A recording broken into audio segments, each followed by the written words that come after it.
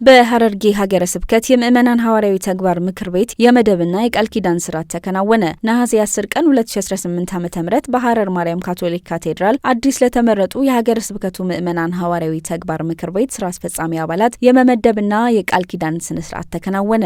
የስራ አስፈጻሚ አባላት የመመደብና የቃል ኪዳን ስርዓት መስዋዕተ ቅዳሴውን የሐረርጌ ሀገረ ስብከት ጳጳስ ብፁዕ አቡነ አንጀሎ ፓጋኖ መርተዋል። ሰኔ 10 ቀን 2018 ዓ.ም ለተመረጡት 8ቱ የምክር ቤት አባላት ወደ መንበረ ታቦት በመቅረብ ስራቸውን በእግዚአብሔር ቃልና በትህትና ላይ በመመስረት ከካህናት ጋር በእውነተኛ አንድነት ለመተባበርና የወንጌልን ደስታ ለመመስከር በጳጳሱ ፊት ቃል ኪዳን ገብተዋል። ብፁዕነታቸው በበኩላቸው እጆቻቸውን በአባላቱ ላይ በመዘርጋት የጥበብ የምክርና የብርታት መንፈስ እንዲያድርባቸው የቡራኬ ጸሎት በማድረግ አዲሱ ምክር ቤት ህዝባቸውንና ቤተ ክርስቲያናቸውን በጥበብ በትዕግስትና በትህትና እንዲያገለግሉ አባታዊ መመሪያ ሰጥተዋል። በዚህ የመንፈሳዊ ተልእኮ ስርዓትና መስዋዕተ ቅዳሴ ላይ ብፁዕነታቸውን ጨምሮ ጳጳሱ እንደራሴ ክቡር አባ እንድሪያስ ወልደ ትንሳኤ፣ የሐዋርያዊ ስራዎች አስተባባሪ ክቡር አባ አማኑኤል ባሳ፣ የካቴድራሉ ቆሞስ ክቡር አባ ጂኖ፣ ገዳማውያንና ምእመናን ተገኝተዋል። የስራ አስፈጻሚ አባላት የመመደብና የቃል ኪዳን ስርዓት አዲሶቹ የምእመናን ምክር ቤት አባላት የተጣለባቸውን አደራ በጥበብና በትዕግስት መወጣት እንዲችሉ የመንፈስ ቅዱስ ረድኤት እንዲወርድላቸውና በመንፈሳዊ አገልግሎታቸው መልካም ተልእኮ በመመኘት ተጠናቋል።